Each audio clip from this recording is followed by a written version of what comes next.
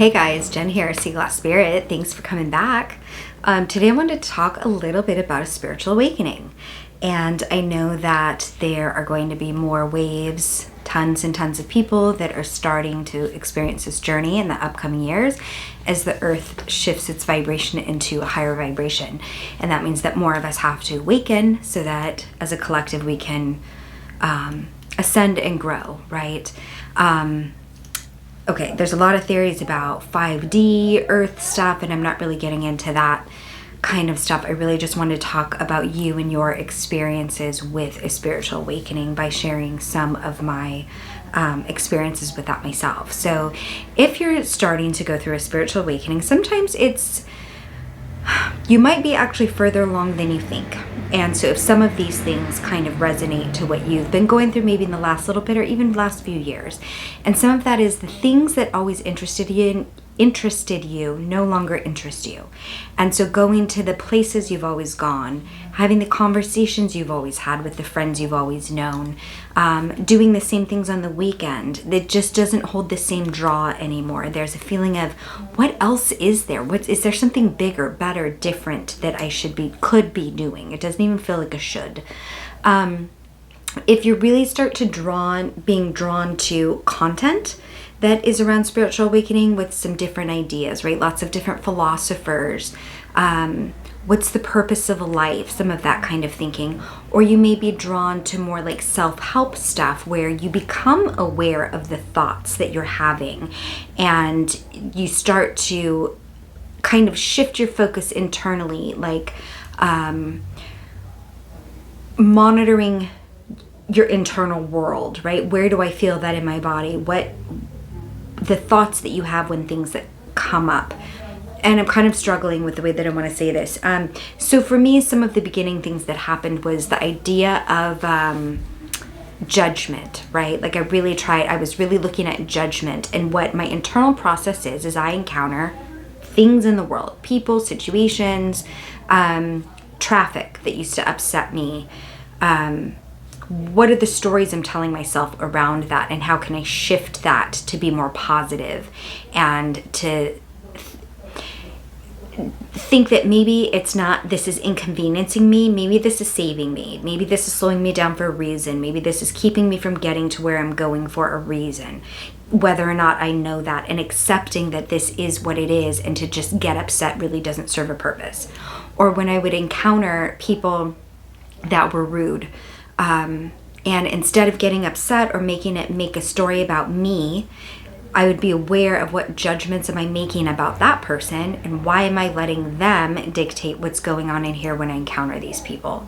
And judgments, I mean, at the highest level of things, nothing here, not a person, not a situation, nothing is good or bad. Right? It's our perspective, and then we get to make a choice from our perspective on, do I want to interact with this or do I not?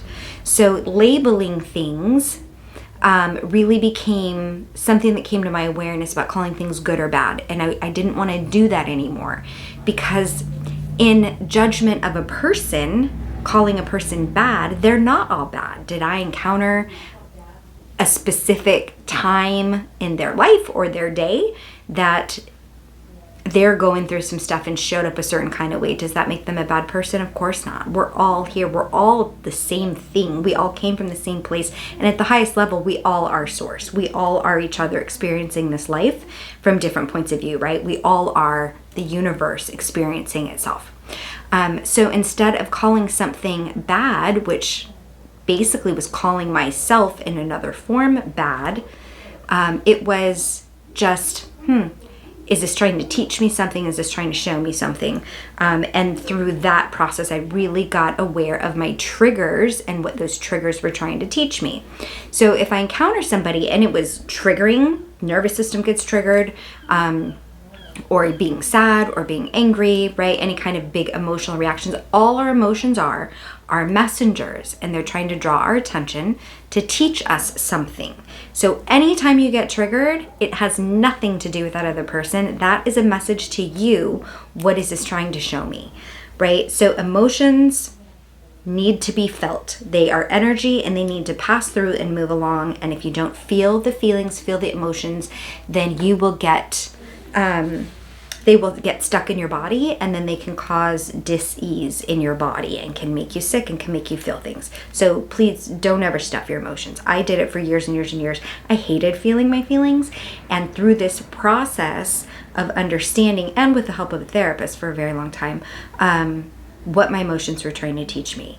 So anytime I got triggered, it was what in that is trying to help me learn or do something different. So if I had a friend and I said something to that friend and then the friend reacted in a certain way and it triggered me, I realized it was about me, not them. So what is it trying to teach me?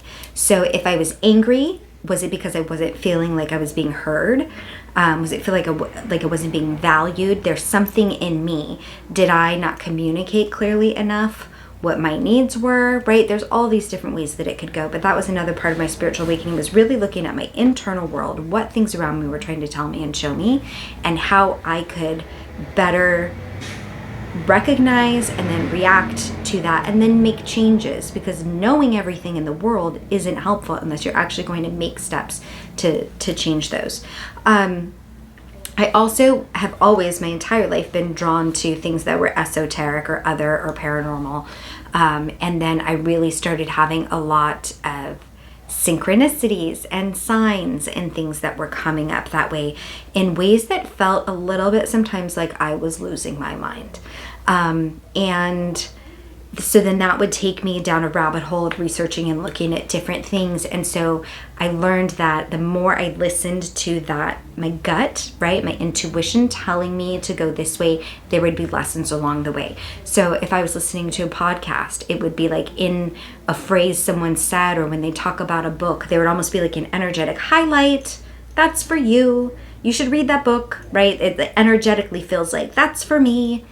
And so then I would go get the book, and then in the book there would be something in there I needed to know, or they would say a name and it felt like, look that up.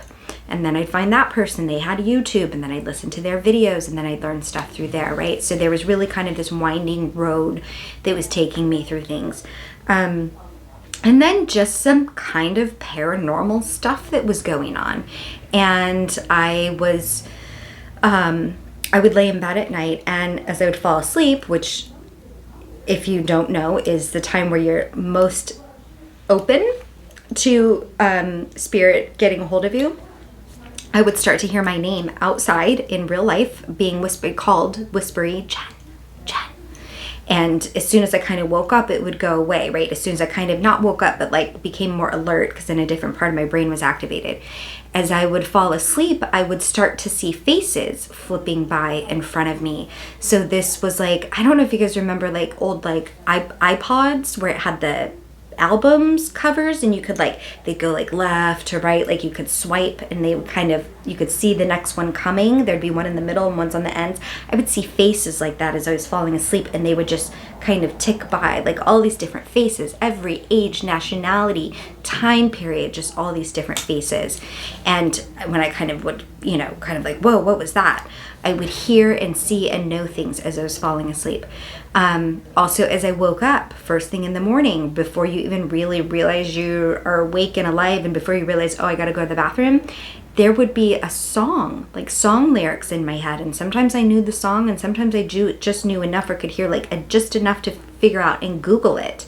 And one of those was really cool. It was, I woke up, and I am not a singer, right? But I heard magic.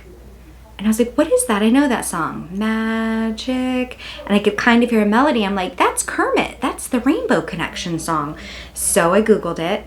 And right after he sings Magic, it's the part that says, have you been half asleep and have you heard voices? I hear them calling my name.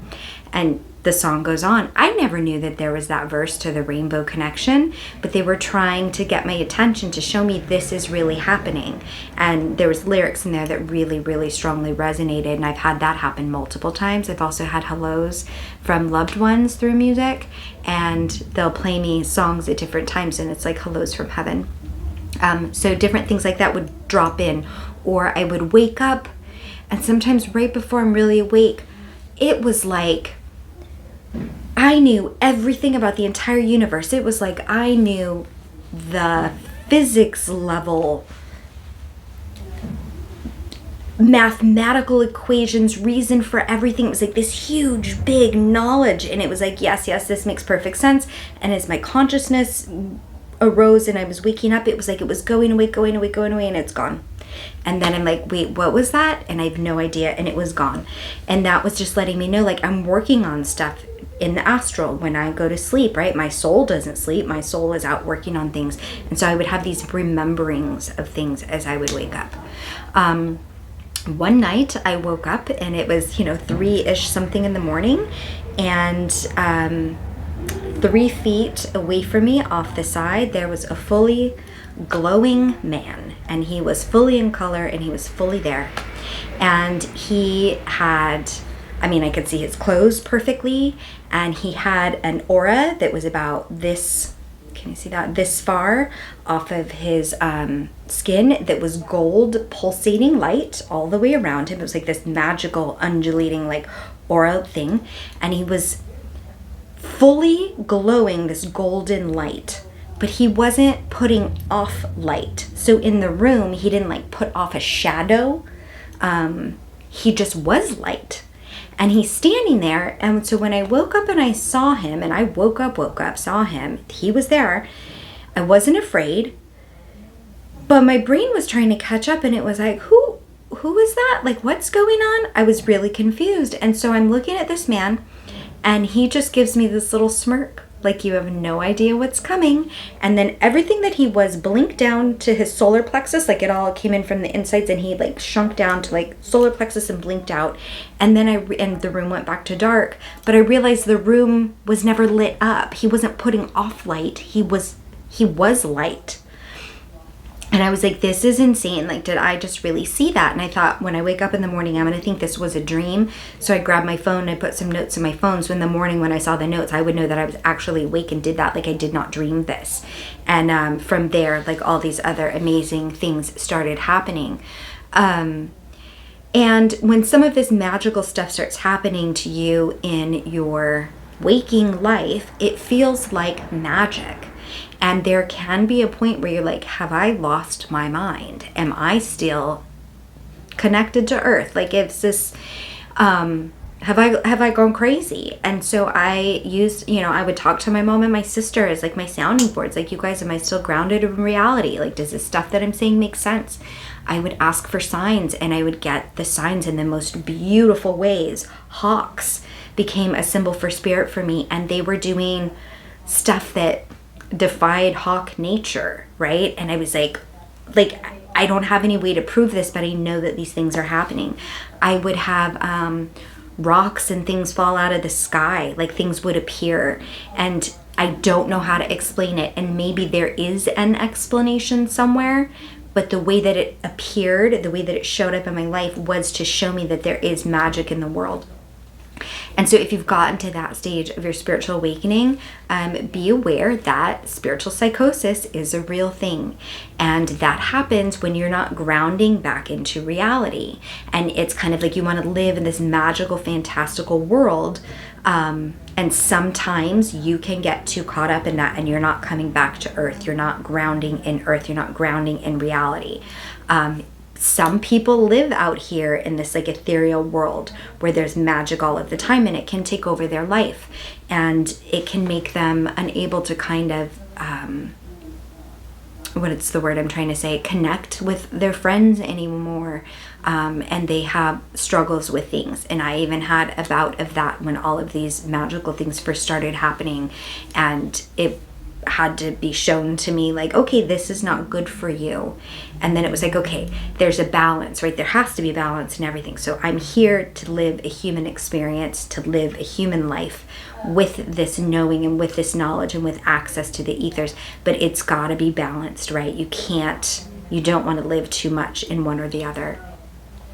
And also, if you're on the spiritual awakening path, you probably know that once you know the things that you know, there is no going back. And there have been times where I have wholeheartedly wished that I could go back to the me that didn't know any of this at the level that I know now, and go back to finding enjoyment in the things that I used to find enjoyment in, and kind of zone out in a way that we can do as humans, because it seemed so much easier. But there's also part of me that's like, nah, I would never go back. Like, even if I could, I don't want to. Even if the journey feels hard, this is where I'm supposed to be. This is the right version of me now, where I am now. So in your spiritual awakening, you're trying to get led, Spirit is trying to lead you to the path, the purpose, the thing, right? And sometimes that's just growth. Sometimes that's sharing your story. Sometimes that's finding that you really are good at mediumship, or doing psychic readings, or energetic healing, or, channeling, or there's so many different ways. Maybe it's reading tarot cards. There's so many different ways you can find your path. And sometimes you just know all of these things. It changes the way that you show up in the world, which changes the people around you. And maybe you don't do anything in that kind of woo-woo space. And I say woo-woo with all the love in my heart. We're going to use that word all the time because we're going to own it, all the woo. But maybe you're not going to work in the woo kind of fields, but by you expanding your consciousness, showing up differently in the world, you are changing the vibration of the world, of the people around you, of your family. And it's hard when people don't understand the changes that are going on with you anymore, and you have friends that may fall away. You may have family members who are like, I can't deal with them, I don't understand them anymore. And it's hard, but that's okay. Spiritual awakening is not for the faint-hearted, and there are parts that are really fun, and then there's parts that are really hard, especially when you start getting into shadow work, and I'll do another video on shadow work. But the beginning stages of your spiritual awakening, the universe, your spirit team, it's trying to get your attention. They're trying to get your attention, and they're trying to lead you down the path. And as your crown chakra opens and your third eye opens and you start to become aware of different things, it's going to look different to everybody, but it's guiding you to the place that is right for you. So if you have any questions about your spiritual awakening, or anything that you would like to share in the comments, let other people know what your experience has been. Or if you are like, I have no idea what you're talking about, lady, feel free to put that in there too. I think that we're going to have more and more and more just floods and waves of people that are experiencing kind of a spiritual awakening in the coming years. It's where we're headed as a collective. And so I will be back with another video on shadow work. So please like, share, subscribe, and I'll see you guys in the next one. Thanks.